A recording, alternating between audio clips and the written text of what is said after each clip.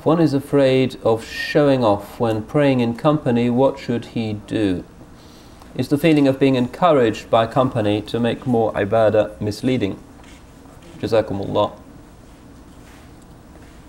Well, first of all, the ulama have said those who are really afraid that they might be munafiqs are generally not munafiqs. The real munafiq is the person who just doesn't care, is beyond that.